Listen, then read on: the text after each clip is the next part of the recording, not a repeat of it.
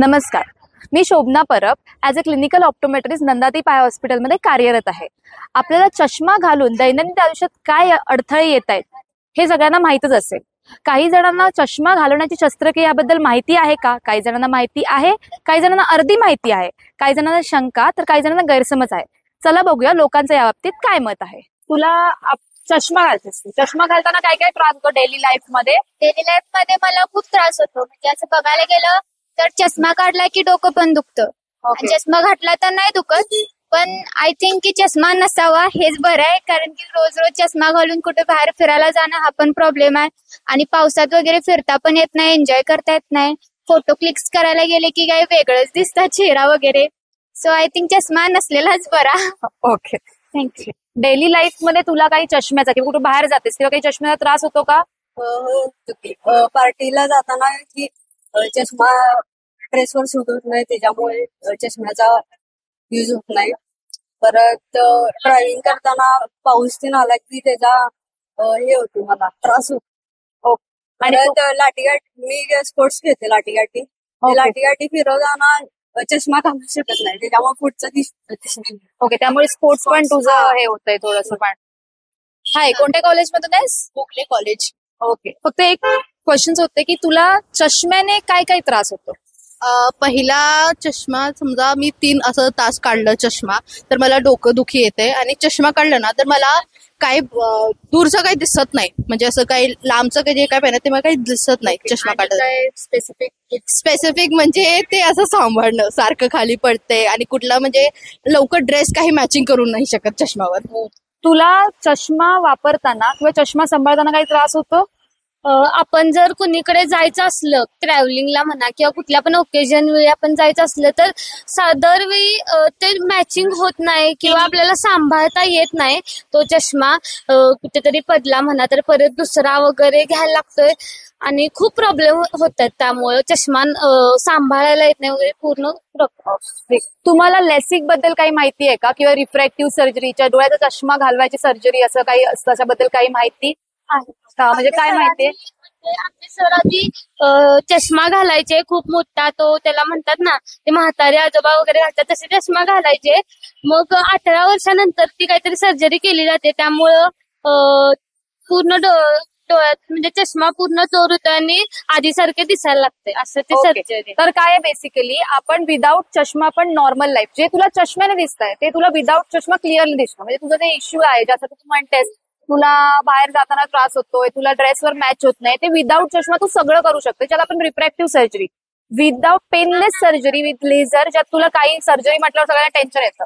तसं काही नसतं. बेसिक लेसिक सर्जरी म्हणजे नच्यावर पूर्ण घालवायची सर्जरी लेझरने.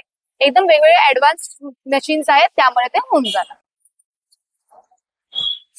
डेली लाईफ मध्ये तुला चष्म्याचा काय काय त्रास होतो किंवा होतो का?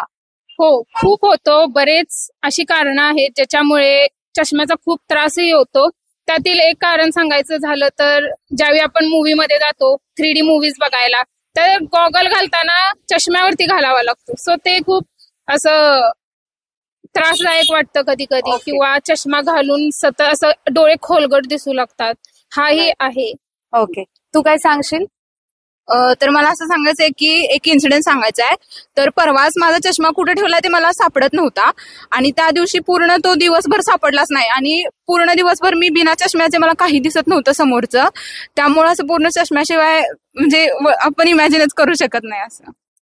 मला पण म्हणजे क्लासरूम मध्ये प्रॉब्लेम आलेला. ज्यावेळी आपण क्लासरूम मध्ये बसतो त्यावेळी लाईट्स ऑन असतात आणि स्क्रीनकडे बघायला लागतं, त्यावेळी ते लाईट जे आहे ना त्याचं रिफ्लेक्शन हे चष्म्यावर पडतं. त्यावेळी तुझं काय? माझा मेन प्रॉब्लेम हा आहे की आपण वेगवेगळ्या आउटफिट्स ट्राय करत असतो. ऑफकोर्स मुली आहे म्हटल्यावर आपल्याला आवडतात आउटफिट्स ट्राय करायला. पण असं होतं की आता साडी वगैरे नेसली तर त्यावर चष्मा नाही सूट होत. पण प्रॉब्लेम हा आहे की चष्मा घातल्याशिवाय दिसत नाही, चालता येत नाही. ओके, रेनी सीझन मध्ये आपण जेव्हा चष्मा घालतो बाईक वरून जाताना, त्यावेळी पावसाचे थेंब आपल्या चष्म्यावर वगैरे पडतात, त्यामुळे आपल्याला पुढचं दिसत नाही. मग हे प्रॉब्लेम्स येऊ शकतात डेली लाईफ मध्ये. ओके, तू काय सांगते? सो क्लासमध्ये मला असं होतं की कधी कधी सकाळी उशीर होतो, घाई गडबडी चष्मा माझा रूमवरतीच विसरतो आणि मी क्लासमध्ये येते आणि मग क्लासमध्ये बोर्डवरचं मला काहीच दिसत नाही. मग तिथे मी फ्रेंडच्या वहीमध्ये बघ किंवा काही कर असं माझं चालू असतं, त्यामुळे चष्मा विसरला तर खूप त्रास होतो. ओके, सो मला एक क्वेश्चन सगळ्यांना आहे. इफ उद्या सकाळी तुम्ही झोपेतून उठला आणि तुम्हाला विथ चष्मा जसं दिसतंय तसं विदाऊट चष्मा दिसू लागलं तर? ओके, सो तुम्ही चष्मा आवडीने घालताय की नाईलाज असतं? तुम्हाला सगळ्यांना काही लेसिक अशा नावाचं आपण ऑपरेशन की सर्जरी करू शकतो ज्याने तुमचा नंबर जाईल, याबद्दल काही माहिती आहे का? म्हणजे काय ऐकलंय? डिटेल असं काही माहित नाही, फक्त असं word म्हणजे आपण नंबर पूर्णपणे घालू शकतो बेसिकमुळे. सर्जरी करून आपला नंबर कायमचा घालवता येतो. आणि मी ऍक्च्युली नंदादीप मध्येच एकदा आले होते आणि त्यावेळेला मला सगळी माहिती दिली होती त्यांनीच की कसं लेझिक होतं, काय खर्च येतो किंवा कसं तुम्ही ऑपरेट करता, कसं इंटरॅक्शन असतं पेशंटचं आणि डॉक्टर्सचं, सगळं मी ते आले होते मी नंदादीप मध्ये त्यावेळेला सगळं झालंय. ओके, सो बेसिकली लेसिक म्हणजे काय तर bladeless, painless, laser assisted surgery, ज्याने तुमचा नंबर पूर्णपणे जातो आणि तुम्ही विथ चष्मा जे क्लॅरिटी बघताय ते सगळं विदाऊट चष्मा बघू शकताय. तर तू म्हणालीस की तुला ड्रायव्हिंगला इश्यू होतो, तो नाही होणार. 3D मुव्हीजला इश्यू होतो, तो नाही होणार. विदाऊट चष्मा तुम्ही नॉर्मल लाईफ विथ चष्मा जे क्लॅरिटी आहे ते विदाऊट चष्मा करू शकताय. फर्स्ट ऑफ ऑल ब्लेडलेस आहे, सेकंडली पेनलेस आहे. काही जणांना शस्त्रक्रियेबाबतीत फार गैरसमज आहे. जसं की काही म्हणतात की ही शस्त्रक्रिया फार पेनफुल आहे, काहींना वाटतंय तरी ही शस्त्रक्रिया केल्यानंतर आपल्याला कायमच दिसणं बंद होणार आहे. काही म्हणतात दिसण्यासाठी फार वेळ लागतोय, तर नाही. पहिलं तर ही सर्जरी FDA अप्रूव्ड आहे. दुसरी गोष्ट, ही सर्जरी पेनलेस आहे. त्याचबरोबर सर्जरी 15 मिनिटात होऊन आपल्याला 24 तासाच्या आत दिसायला चालू होतंय. तर काहींना वाटतंय की ही सर्जरी फक्त यूथसाठी आहे किंवा यंग जनरेशनसाठी आहे, तर असं नसून ही सर्जरी 18 ते 45 या सर्वांसाठी अवेलेबल आहे.